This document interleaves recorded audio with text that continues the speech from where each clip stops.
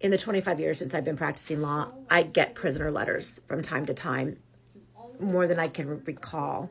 Some of them are somewhat serious. Some of them are well beyond what I know about in terms of my legal practice. But lawyers get letters written to them by inmates all the time.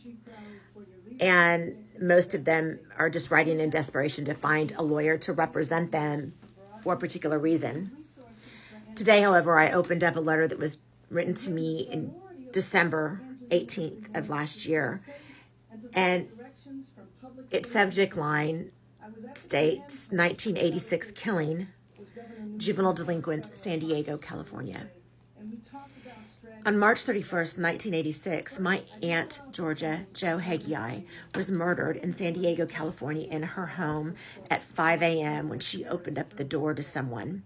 They shot her through that screen door and they killed her.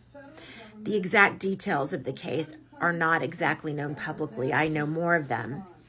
But we have been looking for whoever killed my aunt since that day. Many of you know this that follow me. I have also posted stories about this in the past.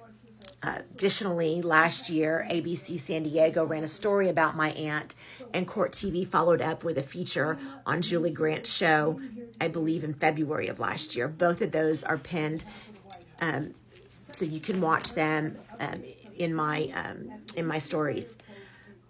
Today, this prisoner wrote me, and he told me something about two juvenile delinquents in 1986.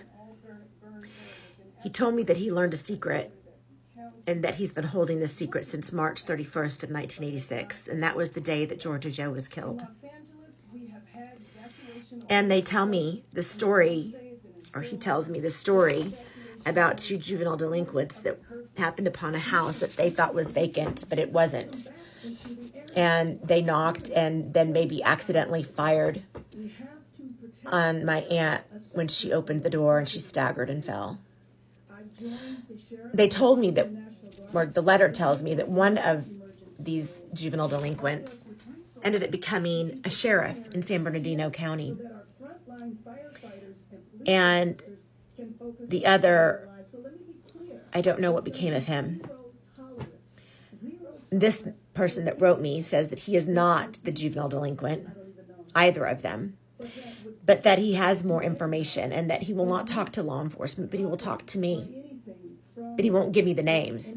He wants to rid himself of this burden that he's been carrying for 40 years. Well, sir, I'm sorry. I'm not going to be the person that you rid a burden on, because unless you give me the names of the people that killed my aunt, you're not releasing anything from yourself, and you are putting more on me and on my feet and to my family, which has one goal, is to see who killed our beloved aunt, my dad's sister, and make sure that that person rots in jail. We've always had suspicions about who it was. It certainly was never two strangers.